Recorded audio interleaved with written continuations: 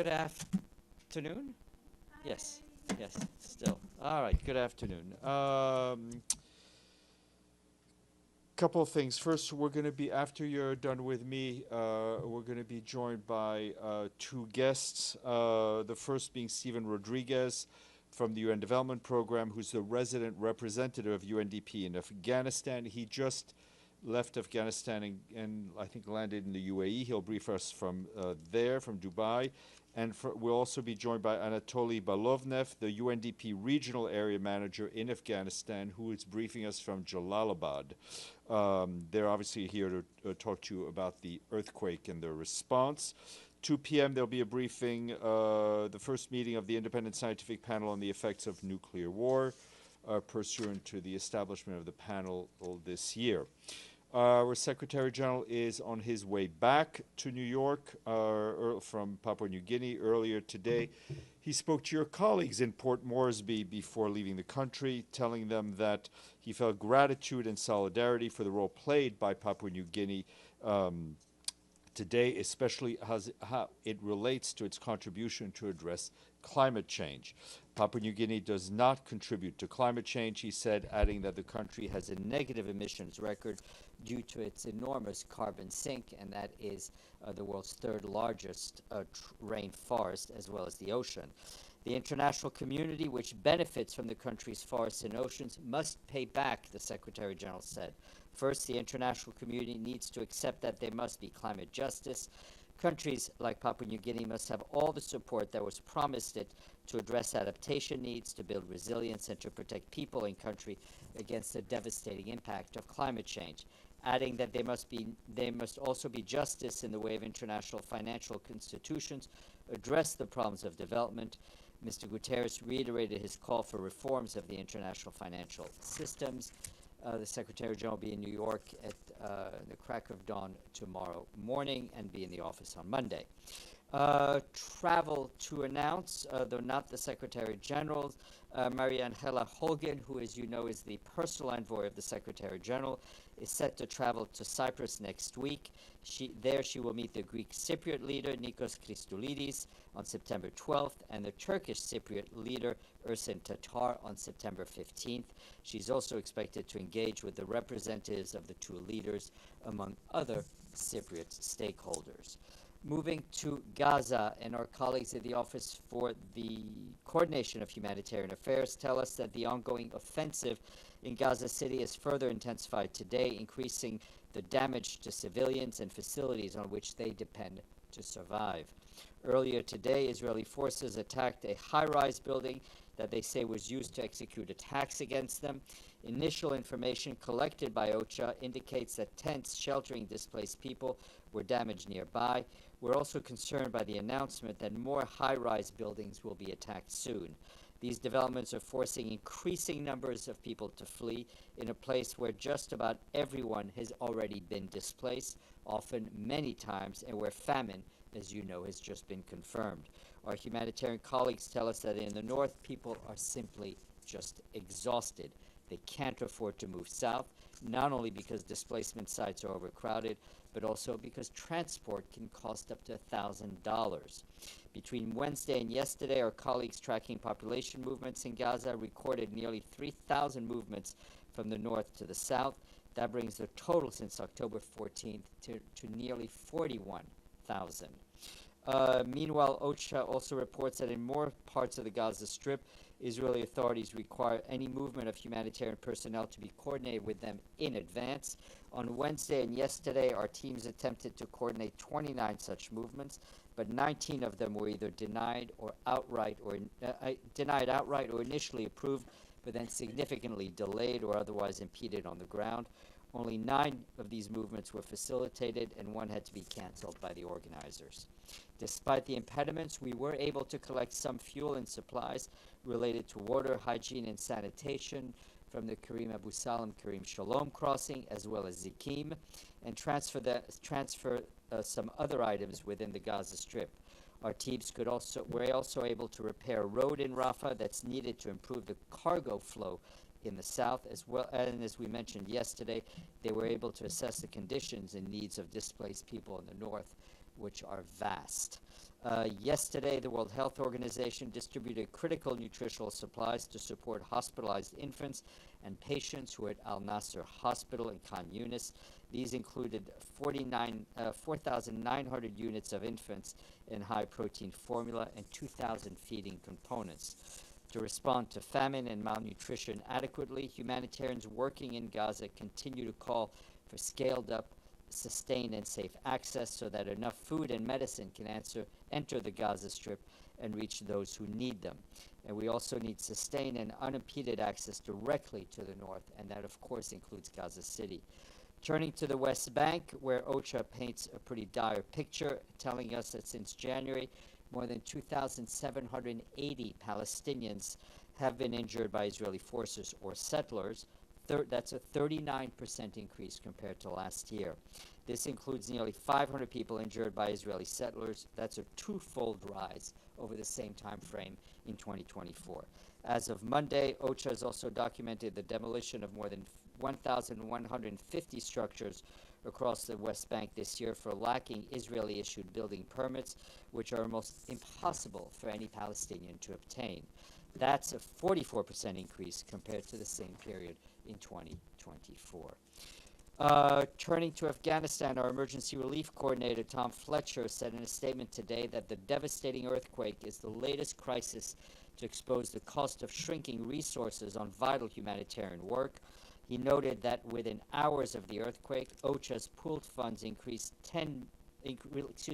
OCHA's pooled funds released $10 million to kickstart the response. The de facto authorities have quickly responded, and countries are generously providing relief supplies and critical funding items. But if this isn't enough, Mr. Fletcher warned, stressing that failing to rally resources now will mean deeper suffering and more lives lost. For its part, our colleagues at UNHCR, the UN Refugee Agency, dispatched $4.5 million worth of emergency relief items to Kunar and Jalalabad, including family tents, thermal blankets, and jerry cans, gas cookers, solar lamps, and tarpaulins to assist some 5,600 households. At the moment, though, UNHCR says its stock in Afghanistan is quite low, as the agency has been assisting Afghans returning or forced to return from neighboring countries, mostly Pakistan and Iran. Pending findings from their interagency assessment, UNHCR is assessing availability in its emergency stockpiles in the region, including in Uzbekistan, to meet further needs. You'll hear a lot more about Afghanistan in just a few minutes from our guest. Excuse me. I also want to flag one more horrific situation in Haiti, which we've been talking to you about quite a bit. I have a rather distressing note on the unimaginable situation that many women and girls live in, as gender-based atrocities in Haiti are reaching alarming levels. Our humanitarian colleagues tell us that between January and July of this year, more than 6,200 incidents were reported by service providers. Nearly half of those were rapes, with 62% of those incidents allegedly perpetrated by armed gang members. Adult women are the most affected, but 1 in 7 survivors is a child, a girl under the age of 18. Furthermore, just over half the incidents involved internally displaced people, yet only a quarter of rape survivors were able to access medical care within the critical 72-hour window. Reasons for that vary between insecurity in the country, the stigma associated with gender-based violence, as well as a weak referral system and the lack of health facilities in many areas. In response, between January and July of this year, UN agencies and our humanitarian partners provided assistance as much as they could, such as medical care, psychosocial support, legal aid, dignity kits, and emergency shelter. However, services remain heavily concentrated in the capital Port-au-Prince and in the Artibonite department, where most of our partners are based, with other regions, including Centre Grand Sud, receiving, unfortunately, very limited support. To make things even more complicated, chronic underfunding combined with severe access constraints is leaving the vast majority of survivors without the care they need or the care they deserve. To give you an example of the funding gap, we need $19 million required for prevention and response to gender-based violence in Haiti. $19 million. I think you could buy a number of apartments for $19 million in New York. We've only received 18%, and that's just over $3 million. We can't stress enough that urgent support is needed to expand services to undeserved areas and protect women and girls across Haiti from these heinous crimes. Turning to Ukraine, our humanitarian coordinator there, Matthias Schmale, strongly condemned in a statement an attack in the Chernihiv region that killed and injured humanitarian workers. Yesterday's missile attack on a humanitarian demining site in Chernihiv region killed two and injured 8 deminers from the Danish Refugee Council. At the time of the attack, its teams were clearing landmines and explosive remnants of war in an area heavily contaminated since the start of the full-scale invasion by Russia into Ukraine. According to our partners, at least 4 other aid workers have been killed and 34 injured in Ukraine so far this year. Meanwhile, hostilities and attacks continue across the country, with several civilians killed and injured, according to authorities. The regions of Donetsk, Kharkiv, Kherson were the most impacted, with significant damage done to homes and civilian infrastructure. We, along with our partners, mobilized emergency assistance across affected regions. And turning to the Democratic Republic of the Congo, where I can tell you we, along with our humanitarian partners, are supporting the government-led response following the declaration yesterday of a new Ebola outbreak in Kasai province in the country's center-west.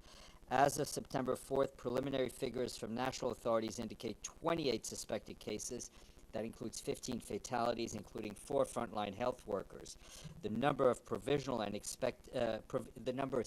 are provisional and are expected to change as surveillance activities are scaled up.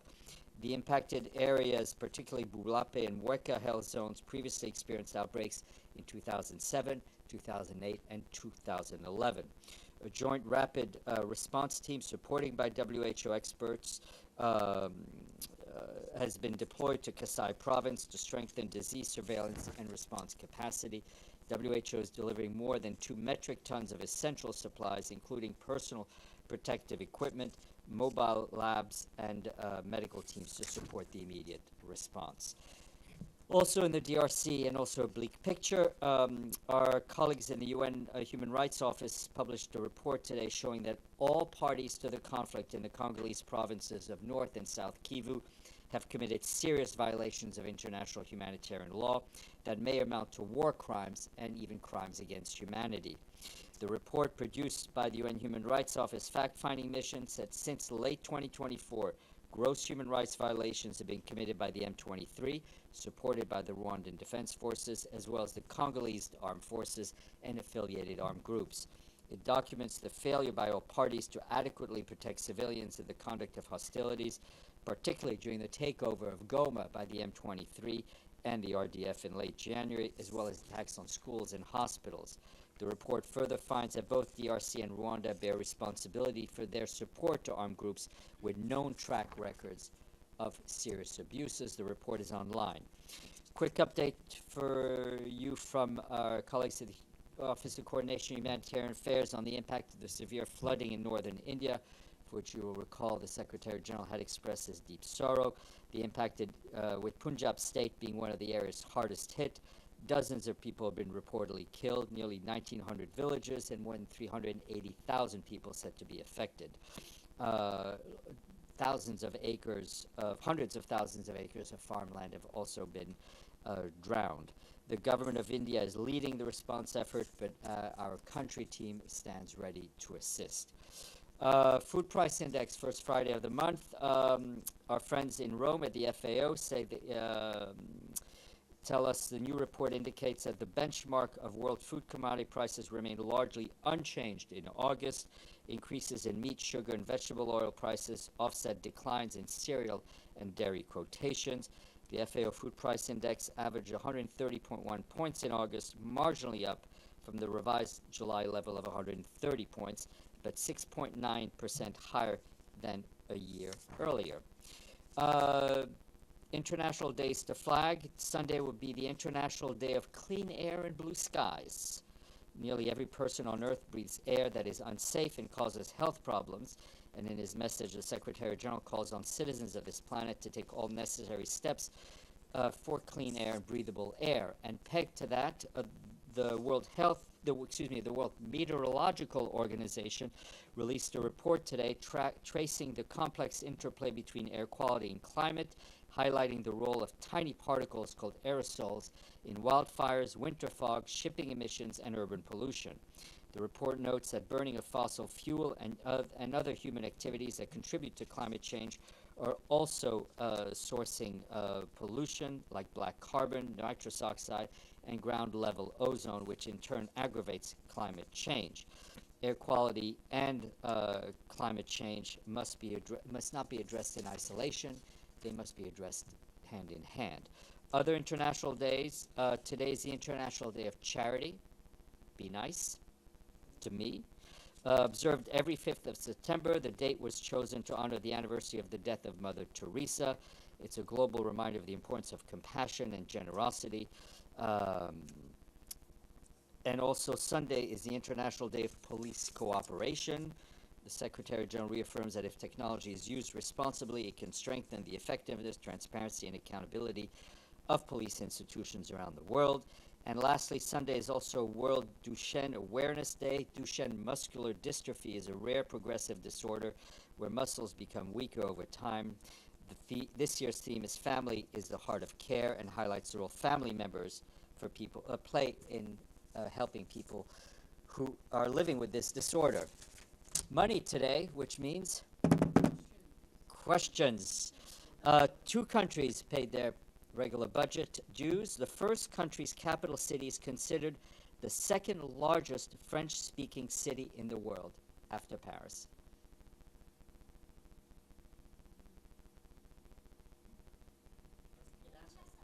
Who said Kinshasa?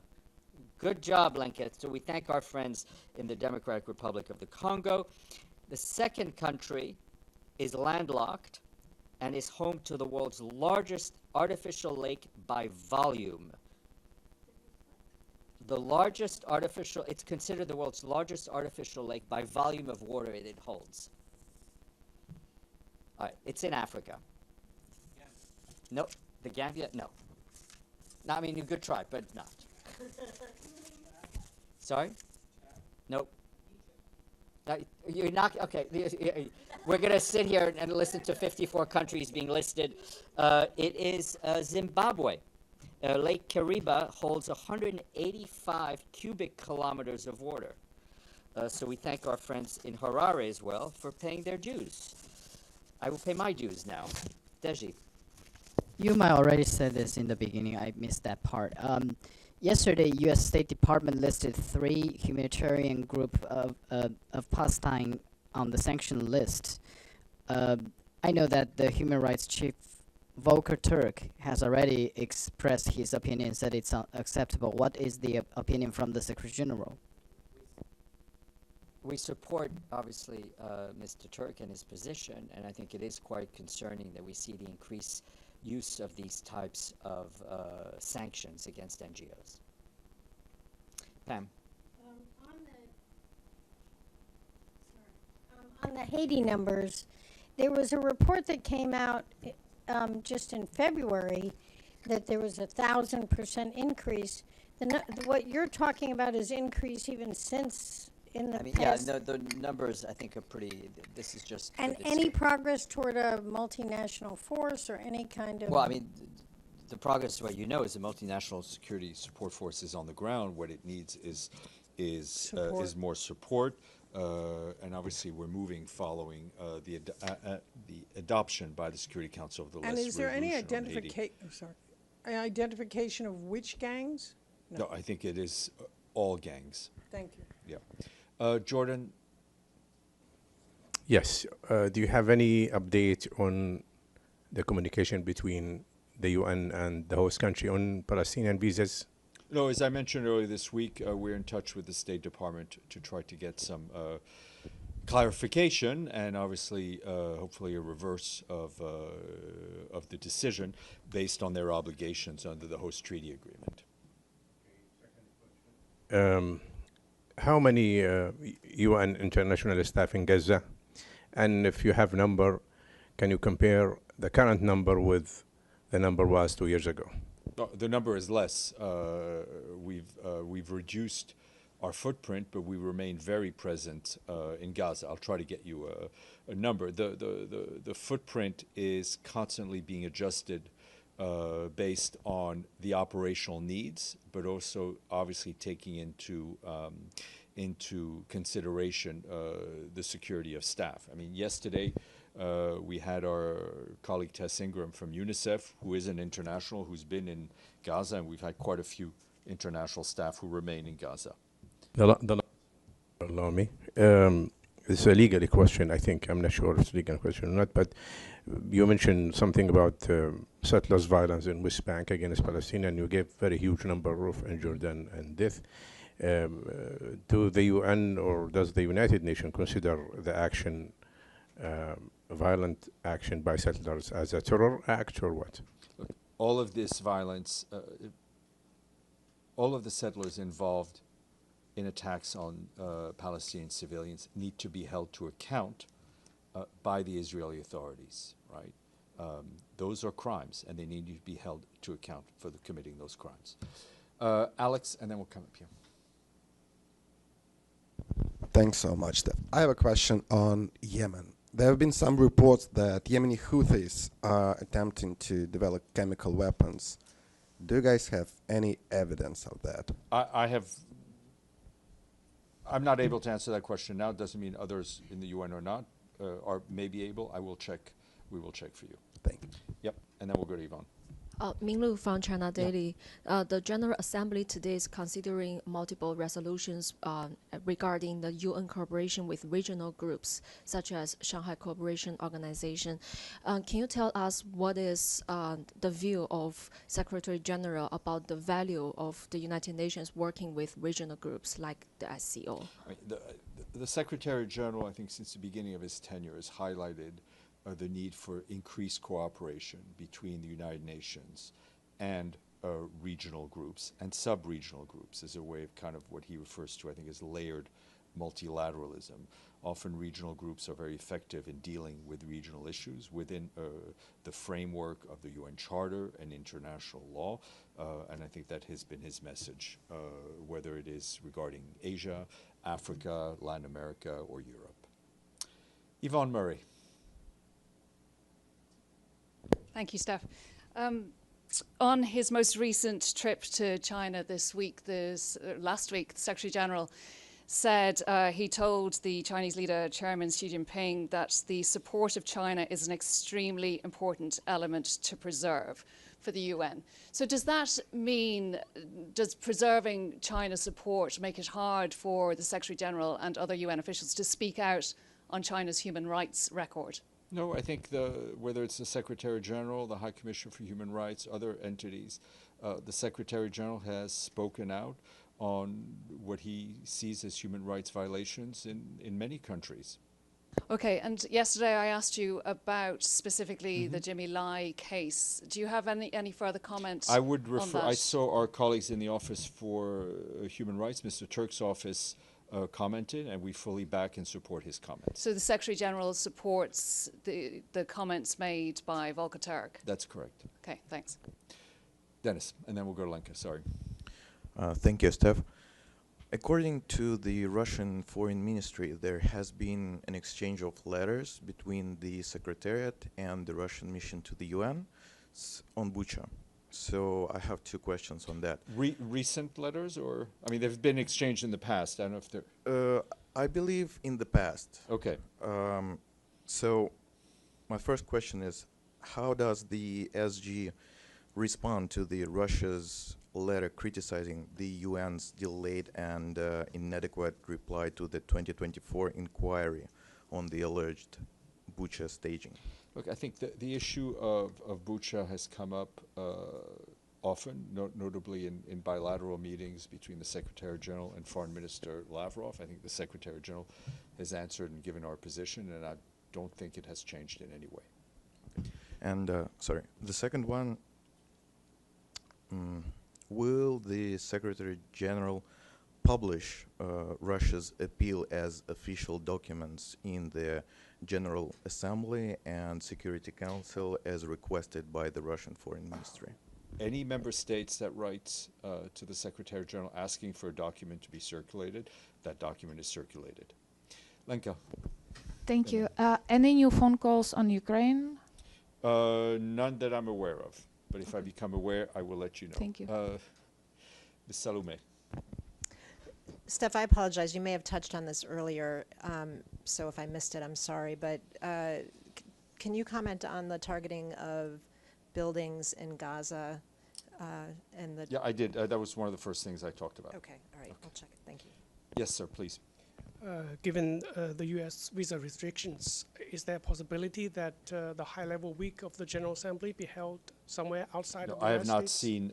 I have not seen any credible movement on that. Is there a process for this? For Well, I example, mean, the member states member states can decide to hold a meeting wherever they decide to hold it. That would be a decision of the General Assembly.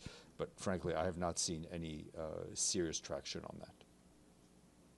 All right, Jordan, and then we need to go to our guests who've been patiently waiting. Go ahead.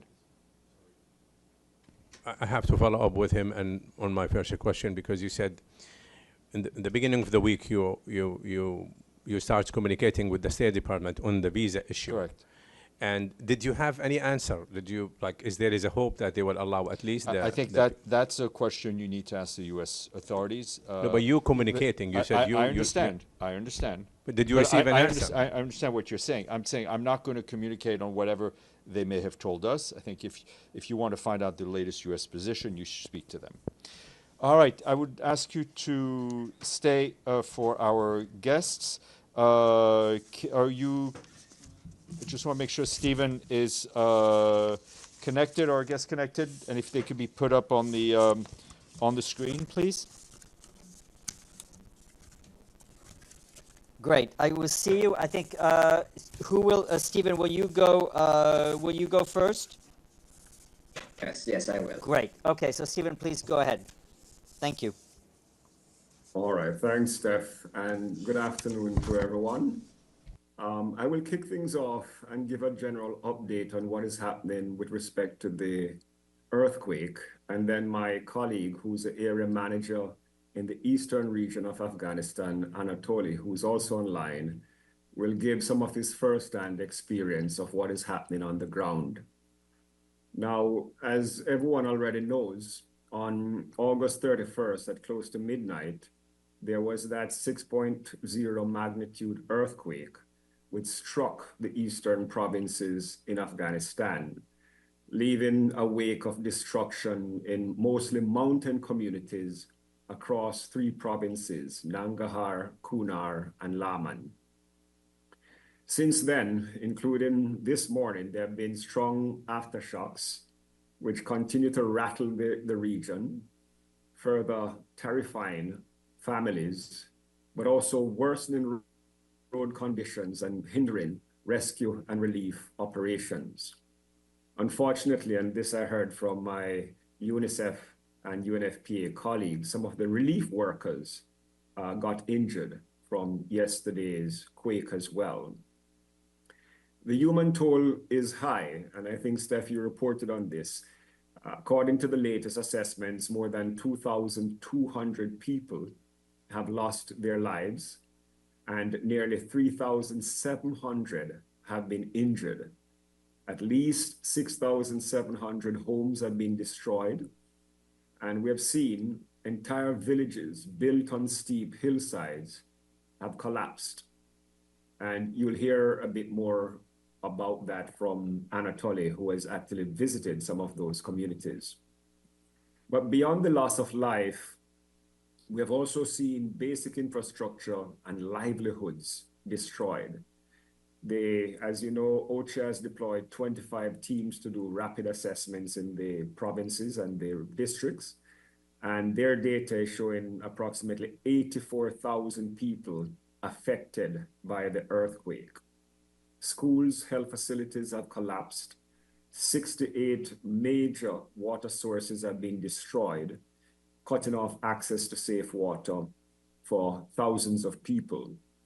And FAO indicates that perhaps close to 1 million livestock have also been affected in some of those provinces, primarily Nangarhar and Kunar. And as usual, it's the poorest households that are living in fragile mud and stone dwellings that have suffered the most. Of course, the humanitarian partners are on the ground. Access remains difficult. And again, you will hear a bit more on that, those issues of access from Anatoly, who attempted to access some of those regions recently. Nonetheless, the emergency response is scaling up. Thousands of tents and non-food items are now arriving for distribution. Mobile health teams are treating the injured. More than 20,000 people have already received food assistance, and water trucking and sanitation facilities are being set up to prevent the outbreak of disease. You've also heard that the UN has mobilized an initial 10 million from pooled funds, and donors, including the UK, the Republic of Korea, and Australia, have contributed. Other regional neighbors, including India, Pakistan, Iran, Turkey, and others, have provided in-kind support. But far more is needed. And you also know the immediate priorities: shelter, food, safe water, sanitation, emergency health care, and of course, psychosocial support. Children, women, and people with disabilities remain most at risk. And with winter approaching, because this is the very mountainous region which gets very cold, time is short for us to provide relief. Now, this tragedy, and this is one of the main points I want to convey, comes on top of multiple overlapping crises that Afghanistan has been experiencing. For example, communities in the East had already endured flash floods in August and major droughts earlier this year. Currently, 19 of the country's 34 provinces are facing the worst drought experienced in decades. And you know about the millions of Afghans who are being forcefully returned from Pakistan and Iran. In UNDP, our latest socioeconomic assessment of the country shows that 75% of the population, that's 3 out of every 4 Afghans, are struggling to survive at a subsistence level, meaning they can barely afford to meet their basic needs. As my senior economist here in Afghanistan put it when he was speaking to the New York Times recently, Afghanistan is facing a perfect economic storm. So the region that has been struck by the earthquake is also one of the main areas where returnees are resettling, and they're often in extremely poor housing conditions and with limited livelihood opportunities. Host communities, already under significant pressure, are now facing even greater challenges. And this is why our response must go beyond immediate relief. Humanitarian aid is crucial to save lives today, but recovery and building for resilience must also start now. We need to help those communities clear debris, rebuild homes with safer techniques, restore schools and clinics, but also revive local markets, local businesses, local agricultural activities, and create jobs. UNDP and all partners will be working with the affected communities on what we refer to as community-driven recovery. That means we'll be providing cash for work so families can earn an income while clearing rubble and rebuilding homes and infrastructure. We'll be supporting the safe reconstruction of homes and transitional shelters. We'll also be repairing water systems, roads, and other community facilities. We'll help small businesses and farmers to recover because we know that without livelihoods, there's absolutely no chance for resilience. We'll, as UNDP, will also focus on providing renewable energy for households and for public facilities such as health centers and schools. And in all our programs, we'll ensure that women, but also the returnees and vulnerable groups are fully included in the rebuilding effort. We've seen that in the past earthquakes, such as in Herat in 2023, this community-driven approach works. And with the right support, Afghan communities will show extraordinary resilience and solidarity. Anatoly told me of what he saw in one village with some of the young men walking over 13 hours over mountain passes to help neighbors in other districts and communities. So I want to leave you with two messages, dear colleagues. First is that the needs are urgent. Tens of thousands of families are living outside in makeshift shelters, and they're fearful of aftershocks. And with winter approaching fast, we need to act equally fast. The second key message is that we must seize this crisis as an opportunity to build back better, to reduce vulnerabilities, to restore hope, and strengthen stability. And this requires not just the short-term humanitarian assistance, but longer-term investments in resilience. But before I conclude, and I saw this in your press statement yesterday, Steph, and some of the questions that were raised, I want to address one of the questions that have come up in my interviews as well with the media, which relates to the restrictions on women and girls in Afghanistan. Yes, those restrictions exist. And yes, they have an impact on our work. They limit our ability to recruit female staff, which is essential to reach women and girls that are in need. And this also undermines the country's longer-term recovery because the country is excluding half of the population from education, from employment, from public life. So this will set back Afghanistan's development. And it's also a challenge to our humanitarian relief efforts.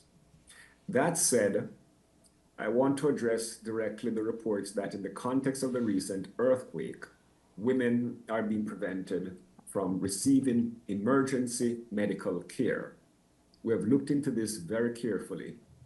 What we're finding is that these appear to be isolated incidents, excesses committed by a few local actors, rather than a systematic restriction. For example, a trustworthy source at the Nangarhar Hospital confirmed that around 20 women were evacuated by helicopter from Kunar province and admitted for treatment. Similarly, I spoke with my WHO colleague earlier today, and he indicated that in the affected area, all critically injured patients, including women, were being transferred for health treatment without restriction, depending solely on the severity of their injuries. So while the restrictions on women remain a broad structural issue, in this specific earthquake response, we have not seen evidence of a systematic ban on women either participating in the relief efforts or receiving urgent medical care. The UN is, of course, monitoring closely, and we will continue to advocate strongly to ensure that women and girls have safe, equal, and unimpeded access to all humanitarian and medical services. So to conclude, the UN stands in solidarity with the Afghan people in this moment of grief. but international support is critical, and we will be launching an emergency appeal in the coming days. I think OSHA has indicated on the 8th of September, and we urge member states and partners to step forward quickly and generously. Now, let me ask Anatoly just to give 2 or 3 minutes of his first-hand experience from the region. Thank you. Thank you. Thank you very much, Stephen. Anatoly, please go ahead. Thank you, Stephen. Good afternoon, everyone. Greetings from Jalalabad. My name is Anatoly. I'm area manager of UNDP based here in the country. UNDP has very strong presence in the region. Our office is covering 4 provinces, Nuristan, Nangarhar, Lagman, and Kunar. And 3 of those provinces has been heavily hit by the recent earthquake.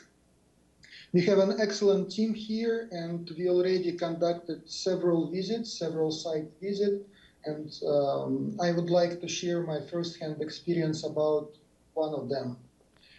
It was Sutan village in Darinur district of Nangarhar province. This place was already on our radar due to recent flash floods, and also that they have received many returnees. So we know the area very well. The village located in a very remote area, mountainous. It was very hard to reach. We have seen many evidence of the recent landslides, which were fortunately already removed by the locals. So we could access this area. Also, at the same time, I would like to highlight that this place is very typical victim of this earthquake. Other places are very similar to that.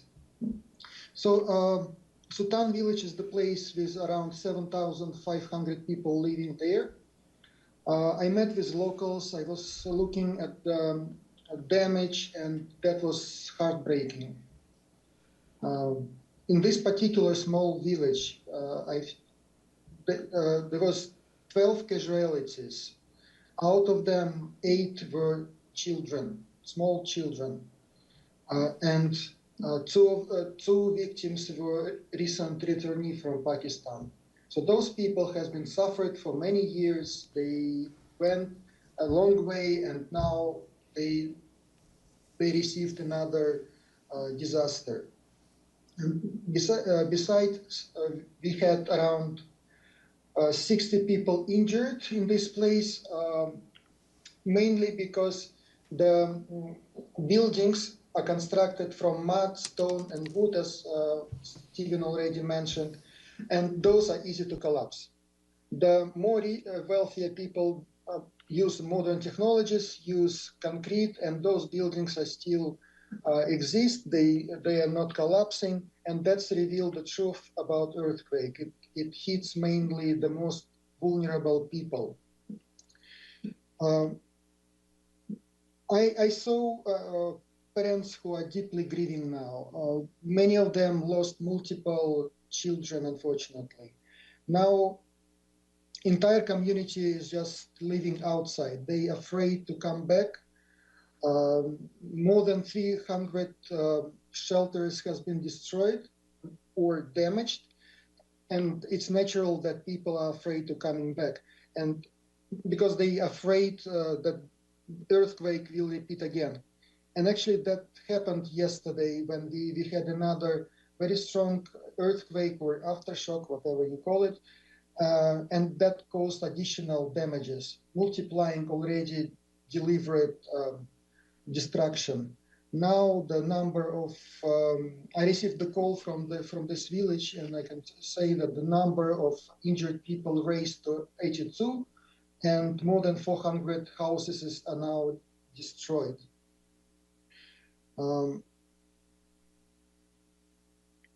What else? The second source of people dying was not only because of collapsing walls and roofs, but also from rock side. Earthquake caused some shakes which which led to the landslides. And in one place, 13 years old boy was killed by a falling stone while he was still in bed, and his two siblings also has been severely injured. Now rescue operations are still ongoing. There is still many areas which are very hard to reach. People are going there by foot or by helicopter. But even in this very difficult time, Afghan communities are showing very strong resilience. They are very well organized on the local level. And that will make us possible to deliver area-based interventions directly to those communities and directly to those people who are suffering. And we're looking forward to start our early recovery operations and to help those people as soon as possible. Thank you. Thank you very much, Anatoly. We'll now take some questions. Deji? Hi, this is Deji Shu with China Central Television. We know this is not the first time we have an earthquake in Afghanistan that caused massive death tolls in the country.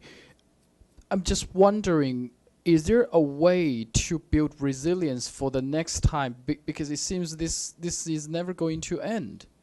Thank you.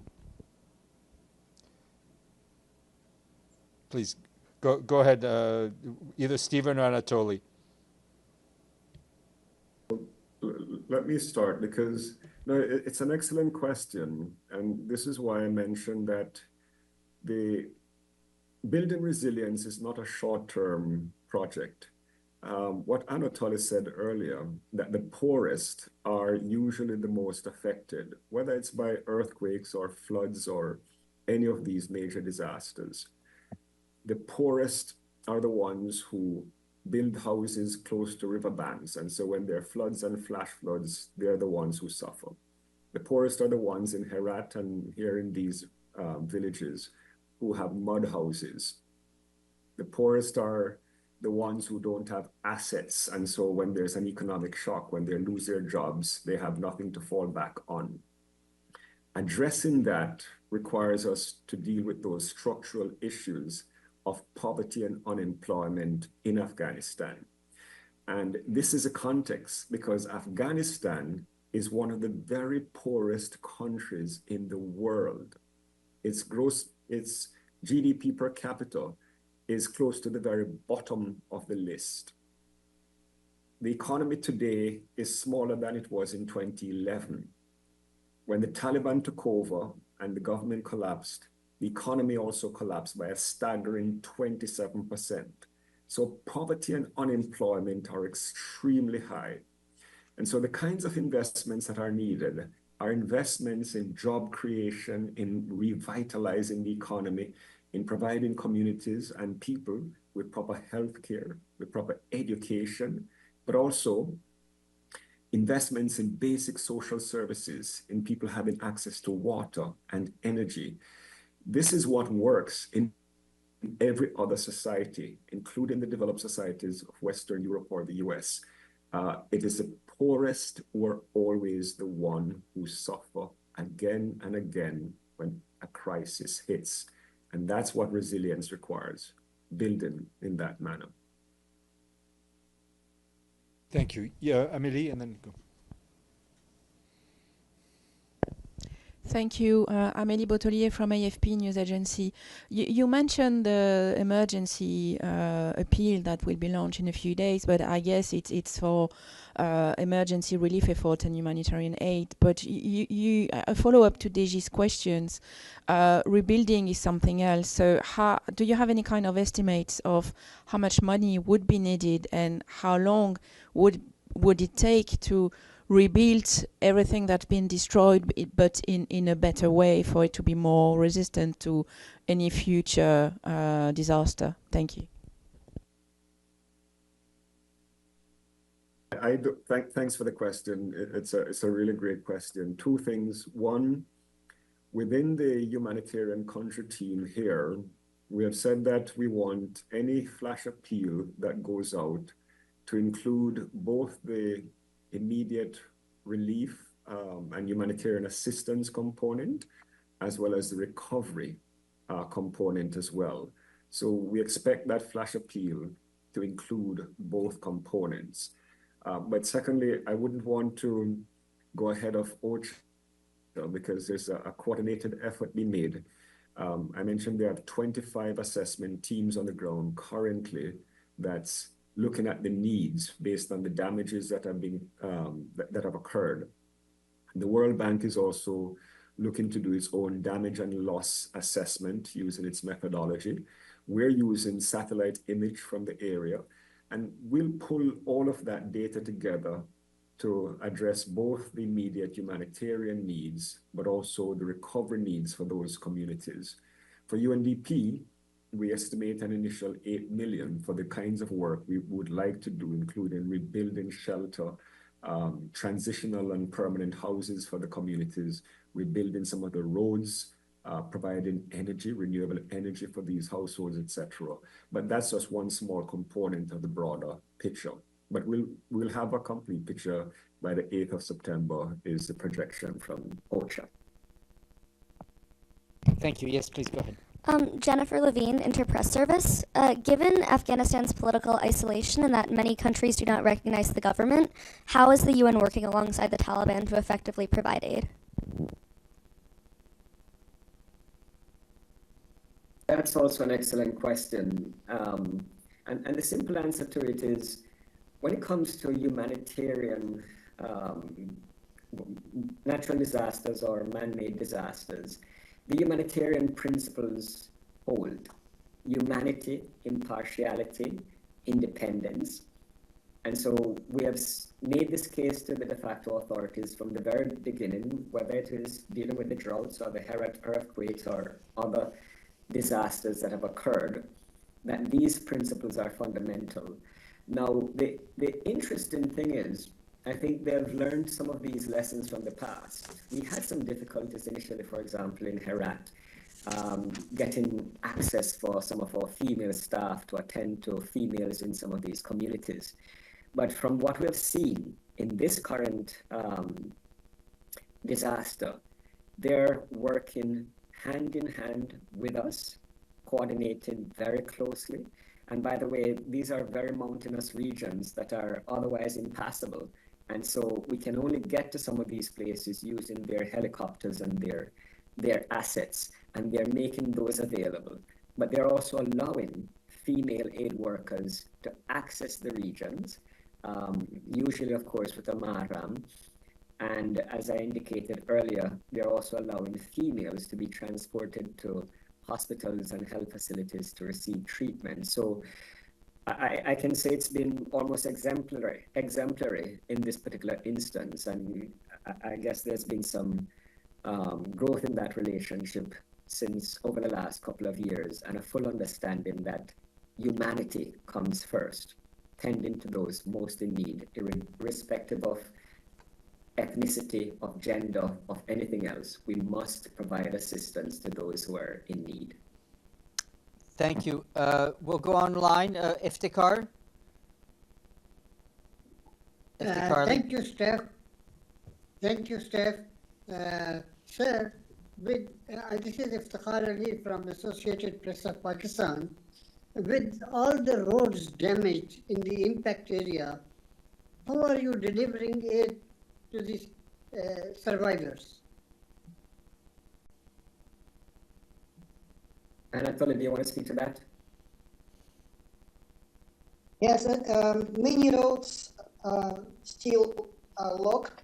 As I mentioned, they are very poor quality initially, even before the earthquake. They were unpaved, and there is no protection against landslides.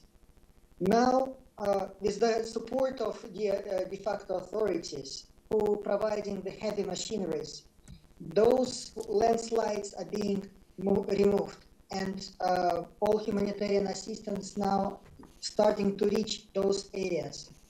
I also know that they use helicopters to deliver some medicine, some essential medicine to the affected areas as well.